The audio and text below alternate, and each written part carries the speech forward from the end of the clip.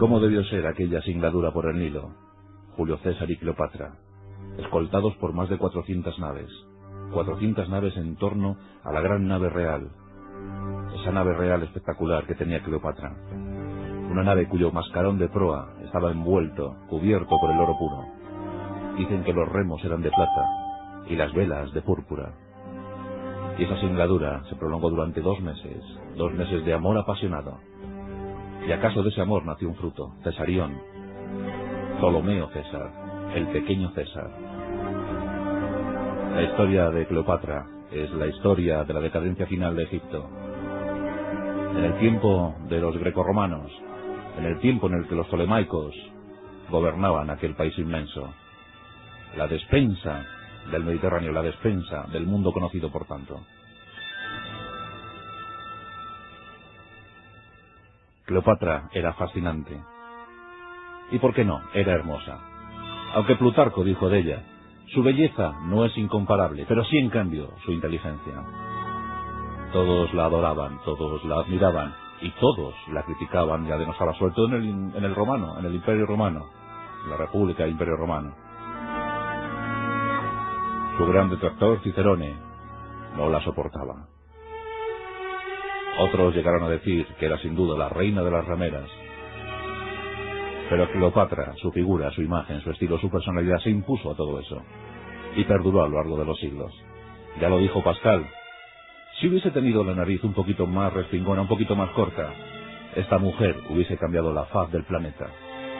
La importancia de Cleopatra. Esta noche en nuestros pasajes de la historia, Cleopatra VII, Cleopatra Filopator.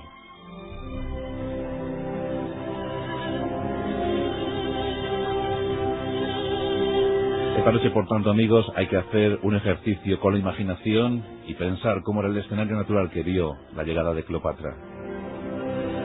Las inmensas y enigmáticas pirámides y la enorme Roma a su lado, a punto siempre de devorar cualquier territorio que se le opusiera. Y Egipto era demasiado apetecible. En el año 305 a.C., llegaron los hombres de Alejandro Magno y establecieron su poder en Egipto. Alejandro había llegado a Egipto y lo había conquistado, y había establecido su capital en Alejandría. Alejandría era una ciudad enorme, magnífica, 300.000 ciudadanos libres, y a estos había que sumar a los esclavos, a los mercenarios, a los mercaderes. En total, se puede considerar que Alejandría llegó a contar con una población de 1 millón de habitantes, y 1 millón de habitantes para el siglo I a.C. era mucho habitante. Ahí estaban los templos, ahí estaba la gran biblioteca de Alejandría, con 700.000 papiros, el equivalente a unos 100.000 libros de hoy en día. 100.000 libros donde se albergaba todo el saber, toda la sabiduría de la época, los conocimientos ancestrales del antiguo Egipto. Se cuenta que había una enciclopedia escrita por Magnetón, la historia de Egipto, en 30 volúmenes. ¿Os imagináis? Era como el Larousse de la época. Ahí se contaba todo. En el 305 llegó Ptolomeo I, estableciendo su dinastía, la dinastía de los Ptolomeos. La dinastía lágida, los lágidas. Era algo tremendo, increíble, maravilloso. Alejandro, como bien sabéis, había muerto sin llegar a cumplir los 33 años. Había muerto víctima de las fiebres, pero uno de sus generales, Ptolomeo, se quedó con Egipto. Y allí se cuentan historias asombrosas, que algún día narraremos. Ya las contamos en su día cuando hicimos Alejandro Magno. En cuanto a cuántos Ptolomeos hubo, pues siempre hay disputas, como bien sabéis. No nos ponemos de acuerdo en la numeración. Pero debemos establecer que hubo 15 Ptolomeos, incluyendo a Cesarión. Otros apuntarán que 16, pero bueno, nosotros vamos a quedarnos con la referencia de 15. Y como os digo, se establecieron en el 305 a.C. Su dominio, su mando, se prolongaría hasta el 30 a.C., cuando murió la eterna reina Cleopatra. Estamos navegando y profundizando en la historia final de una cultura. Y eso es importante, porque Egipto lo marcó todo. Por tanto, el siglo I se consolida como uno de los fundamentales. Y en ese siglo, como lo hemos propuesto en nuestra encuesta, hubo hombres vitales. Mario, el dictador cruel y sanguinario Sila, el enorme Julio César, Pompeyo, Octavio Augusto, Marco Antonio. Pero en Egipto los Ptolomeos iban haciendo de las suyas. Y aquí tenemos al padre de Cleopatra, llamado Ptolomeo XII, Ptolomeo XII, para otros Ptolomeo XI, para otros Ptolomeo XIII, pero nosotros nos vamos a quedar con el XII. Ptolomeo XII no es que fuera el mejor de los gobernantes, llegó al poder en el año 80 a.C. Dicen que lo que mejor sabía hacer era tocar la flauta, por eso pasó a la historia con ese nombre, Ptolomeo XII, el flautista.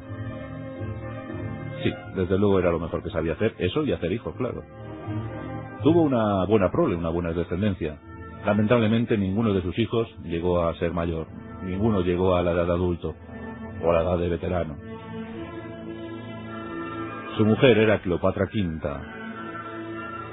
Y tuvo varios, por ejemplo Berenice IV, Cleopatra VI, Cleopatra VII, nuestra protagonista de esta noche. Luego Arsinoe, que Arsinoe también tuvo mucho que decir, Ptolomeo XIII y Ptolomeo XIV. Pues como os digo, ninguno de todos estos llegó a morir de muerte natural. Todos murieron de alguna manera, siempre bien por un hermano, bien por el padre. Una historia difícil la de los Ptolomeos. El propio Ptolomeo XII no era ni siquiera legítimo, dicen que era bastardo. También se habla de Cleopatra VII como hija bastarda de Ptolomeo XII. Pues bien, en estas estamos cuando Ptolomeo XII pierde el poder y su hija Berenice IV llega a ese poder. Y Ptolomeo XII tiene que huir de Egipto. Huye de Egipto y pide ayuda a Roma. Roma era la constante.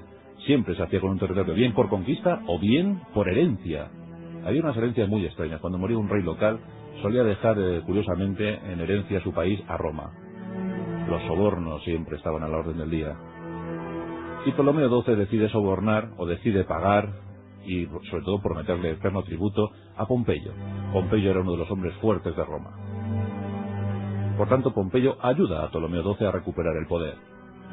Berenice IV se opone, efectivamente, se opone enérgicamente, pero no consigue hacer frente a las huestes de Pompeyo y de su padre. Y el propio padre ordena ejecutar a Berenice. Que no os sorprenda porque era lo habitual en la época. Berenice IV muere ejecutada por orden de su padre. Berenice IV ya se había encargado de ejecutar a su hermana, a Cleopatra VI. Por tanto, el camino estaba libre para que Cleopatra VII llegara al trono. Y eso se produjo a la muerte de Ptolomeo XII, en el año 51 a.C. Aquí tenemos a una esplendorosa Cleopatra VII con tan solo 17 años en el poder. Eso sí, había una exigencia, y esa exigencia la impuso su protector, su tutor, que entonces era Pompeyo, y le impuso que se casara con su hermano menor. Tan solo tenía 10 años Ptolomeo XIII, pero se casó con Cleopatra y los dos gobernaron Egipto. Cuenta la leyenda negra que Pompeyo se puede considerar como uno de los primeros amantes de Cleopatra VII. ¿Pero qué sabemos de la infancia de Cleopatra? ¿Qué sabemos de la adolescencia? Pues bien poco, bien poco. Sí sabemos, por ejemplo, que recibió una exquisita formación helenística. Los ptolomeos no hablaban el egipcio, no hablaban el idioma local, entre ellos hablaban en griego, era una forma de mantener su casta, de mantener su clase. Pero Cleopatra estaba especialmente dotada para la lengua, para las lenguas, y aprendió el egipcio local. Eso hizo que se granjeara el afecto de su pueblo. Pero no solo habló egipcio local, no solamente habló griego, habló hasta 9 idiomas y un número incontable de dialectos. Era muy inteligente, tremendamente inteligente. Por supuesto que estudió los clásicos de la época. Era una adelantada en matemáticas, en astronomía, en economía, en la guerra también, era una buena estratega. Era una personalidad muy fuerte la de Cleopatra VII. Dicen que hablaba el árabe, cuentan que dominaba a la perfección el hebreo, por supuesto el griego, claro que sí, el arameo y el latín.